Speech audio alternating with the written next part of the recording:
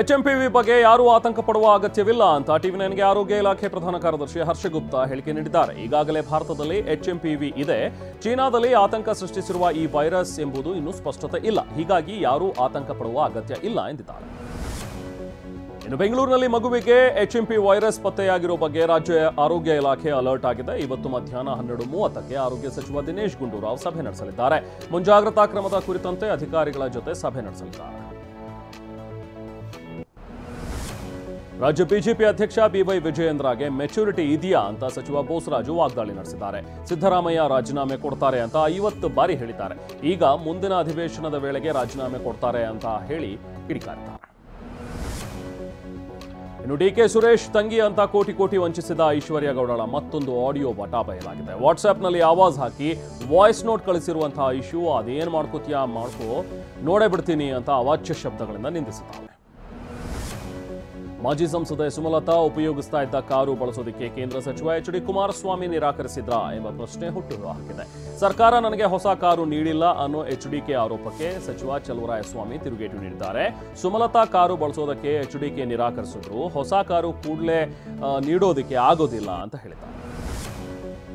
ಅಂಬೇಡ್ಕರ್ ಕುರಿತು ಅಮಿತ್ ಶಾ ನೀಡಿದ್ದ ನಿಂದನಾತ್ಮಕ ಹೇಳಿಕೆ ಖಂಡಿಸಿ ಕೊಪ್ಪಳ ಬಂದ್ ಮಾಡಲಾಗಿದೆ. ವಿವಿಧ ಸಂಘಟನೆಗಳು ಕೊಪ್ಪಳ ಬಂದ್ಗೆ ಕರೆ ಕೊಟ್ಟಿದ್ದು ರ್ಯಾಲಿ ನಡೆಸಿ ಆಕ್ರೋಶ ಹೊರಹಾಕಿವೆ.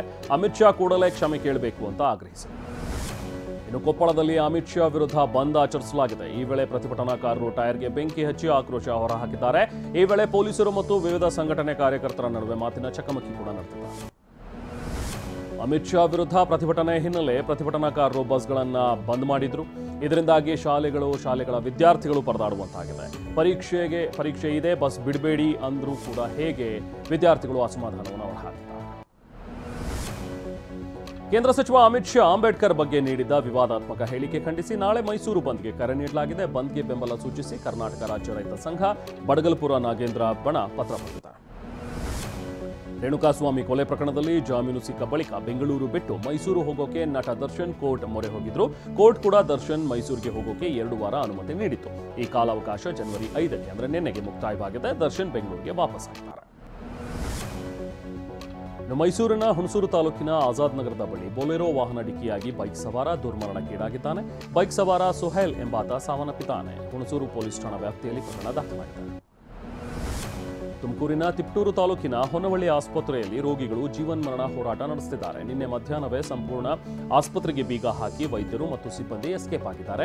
ಇದರಿಂದಾಗಿ ಆಸ್ಪತ್ರೆಗೆ ಅಂತ ಬಂದ ರೋಗಿಗಳು ನರಳಾಡುವಂತಾಗಿದೆ.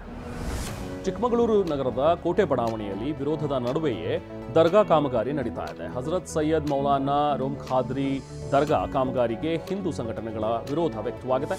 ದರ್ಗಾ ಸುತ್ತಮುತ್ತ 500ಕ್ಕೂ ಹೆಚ್ಚು ಪೊಲೀಸ್ ಸಿಬ್ಬಂದಿಯನ್ನು ನಿಯೋಜನೆ ಮಾಡಲಾಗಿದೆ.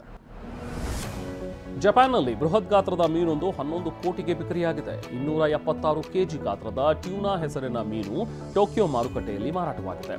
ಒನೋಡೆರಾ ರೆಸ್ಟೋರೆಂಟ್ ಸಮೂಹ 207 ಮಿಲಿಯನ್ ಯೆನ್ ಅಂದ್ರೆ 11 ಕೋಟಿ ರೂಪಾಯಿ ನೀಡಿ ಈ ಮೀನು ಖರೀದಿ ಮಾಡಿದ್ದಾರೆ. ರಾಕಿ ಭಾಯ್ ಯಶ್ ನಟನೆಯ ಟಾಕ್ಸಿಕ್ ಸ್ಟೈಲಿಶ್ ಪೋಸ್ಟರ್ ಬಿಡುಗಡೆಯಾಗಿದೆ. ಜನವರಿ 8ರಂದು ಯಶ್ ಬರ್ತ್ಡೇ ವೇಳೆಗೆ ಟಾಕ್ಸಿಕ್ ಗ್ಲಿಂಪ್ಸ್ ಬಿಡುಗಡೆಯಾಗುವ ಸಾಧ್ಯತೆ ಇದೆ. ಈ ಬಗ್ಗೆ ಫ್ಯಾನ್ಸ್ಗೆ ಯಶ್ ಗುಡ್ ನ್ಯೂಸ್ ಹಂಚಿಕೊಂಡಿದ್ದಾರೆ. ಬಹುಭಾಷಾ ನಟ ಪ್ರಭು ಮೆದುಳು ಶಸ್ತ್ರಚಿಕಿತ್ಸೆಗೆ ಒಳಗಾಗಿದ್ದಾರೆ. ಚೆನ್ನೈನ ಆಸ್ಪತ್ರೆಯೊಂದರಲ್ಲಿ ಶಸ್ತ್ರಚಿಕಿತ್ಸೆ ಬಳಿಕ ಮನೆಗೆ ವಾಪಸ್ ಆಗಿದ್ದಾರೆ. ಜ್ವರ ಹಾಗೂ ತೀವ್ರ ತಲೆನೋವಿನಿಂದ ಬಳಲ್ತಾ ಇದ್ದ ಅವರನ್ನು ಆಸ್ಪತ್ರೆಗೆ ದಾಖಲಿಸಲಾಗಿತ್ತು. ಮೆದುಳಿನ ರಕ್ತನಾಳದಲ್ಲಿ ಊತ ಕಂಡುಬಂದ ಹಿನ್ನೆಲೆಯಲ್ಲಿ ಶಸ್ತ್ರಚಿಕಿತ್ಸೆ ನೆರವೇರಿಸಲಾಗಿದೆ.